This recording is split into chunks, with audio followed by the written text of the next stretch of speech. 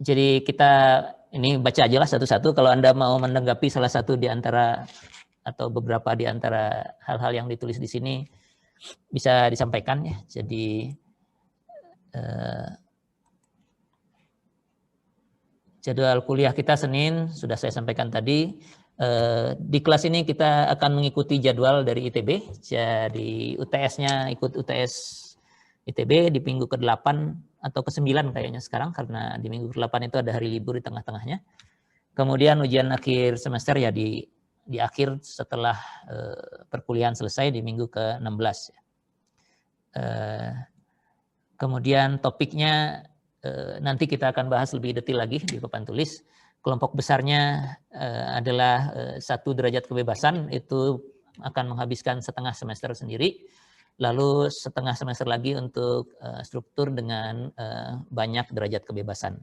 Apa itu derajat kebebasan dan lain-lain nanti kita bahas ya. Jadi pembagiannya separuh-separuh. Separuh 1 derajat kebebasan, separuh waktu lagi akan kita habiskan untuk sistem dengan banyak derajat kebebasan. Ini capaian pembelajaran, jadi Anda bisa baca-baca ini nanti sambil kuliah ini berjalan. Apakah hal-hal yang disampaikan di sini sudah bisa dilakukan? Jadi poin pertama ini hari ini mestinya bisa, begitu. Yang nomor 2 juga hari ini mestinya beres. Yang ketiga, keempat, kelima, dan seterusnya akan Anda peroleh selama perjalanan kuliah ini. Jadi bisa dicek ya, apakah sudah mendapatkan kompetensi ini atau belum. Referensi, kalau kuliah dinamika struktur di mana-mana itu referensinya selalu yang paling kiri ini ya. Yang Mario Paz ya. Sejak saya kuliah dulu bukunya ini ya, mungkin edisi yang awal-awalnya, sekarang sudah edisi ke berapa? 6 ada di sini. Buku ini relatif sederhana, jadi kalau mau memahami dinamika struktur yang dasar, ini memang lebih baik menurut saya. Satu lagi yang klasik juga ada yang dari Clough ya, jadi kalau ketemu buku ini bisa digunakan. Hanya kalau Clough itu lebih tebal ya, jadi tidak semua bahan di buku ini yang kita bahas di kelas ini, lebih banyak. Namun saya sendiri menggunakan yang di sebelah kanan yang lebih baru, karena menurut saya lebih relevan ya, gitu aja. Jadi saya pakainya yang Chopra yang kanan ya. Tapi yang manapun tidak ada masalah, dasar-dasar dinamika strukturnya komplit semua di ketiga buku ini, dan topik-topik yang kita bahas di semester ini ada semua di sini ya. Jadi nggak terlalu masalah yang mana. Saya tidak tuliskan sebagai buku teks juga, hanya referensi. Jadi kalau mau membaca, silahkan dibaca buku-buku ini. Urutannya juga kalau mau memahami mungkin dari kiri ke kanan ya. Mario Paz dulu, Clough sama Chopra mungkin hampir sama ya. Chopra menurut saya bahasanya lebih baik aja karena lebih sekarang ya, lebih modern. Clough sudah tidak diperbaharui lagi, jadi ini buku lama ini ya.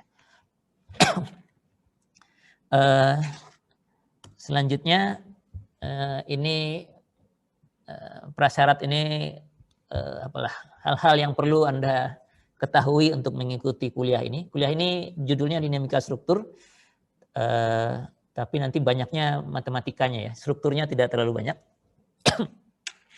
Karena ini memang hal yang baru buat Anda ya. Sebelumnya strukturnya tidak dinamik tapi statik, sekarang dinamik.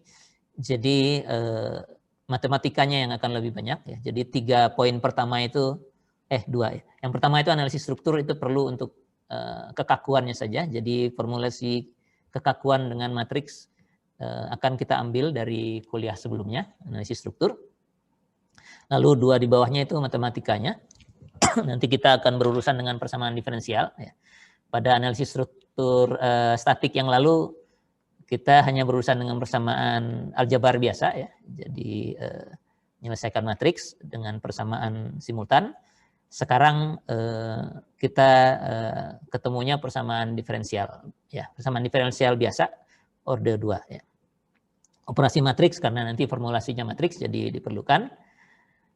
Rigid body dynamics ini sedikit nanti di topik kalau sudah berurusan dengan benda terapung, rigid body dynamics jadi perlu. Di kelautan rigid body dynamics tidak dibahas khusus, mungkin ilmu yang dari fisika dasar bisa kita gunakan nanti. Ya. Lalu penggambaran ya. Nah nanti juga setelah dengan papan tulis kita bisa lihat bahwa satu hal yang penting lagi di kelas ini adalah plotting ya, penggambaran. Karena hasil-hasil yang kita peroleh sekarang harus digambarkan, baru kita bisa analisis nih apa nih perilaku strukturnya bagaimana. Jadi plotting menjadi penting di sini,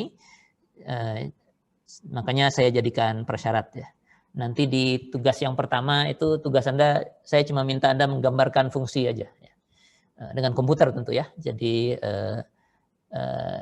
kalau sudah bisa mengerjakan itu ya mestinya untuk selanjutnya plottingnya tidak terlalu masalah ya. Nanti UTS UAS juga karena kita online ya.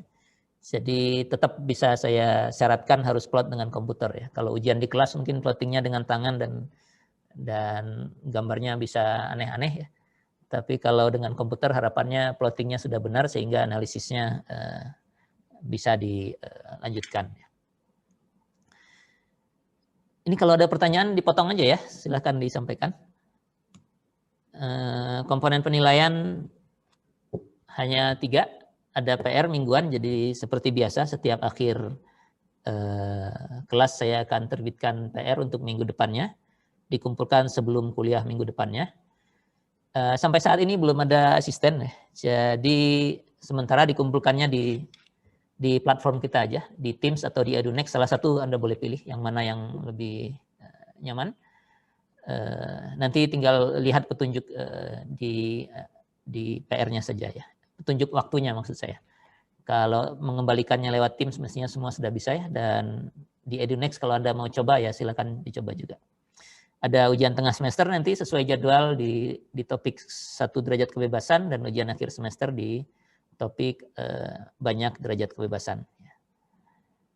Nah setelah ini saya taruh rencana perkuliahan tiap minggu dan referensinya di buku PAS maupun Copra. Anda tinggal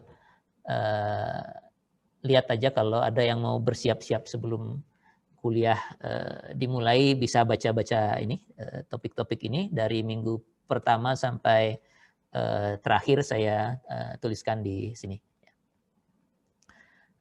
Saya kira demikian ya. Jadi ini bagian pengantar yang silahkan dibaca saja dari slide yang sudah saya berikan.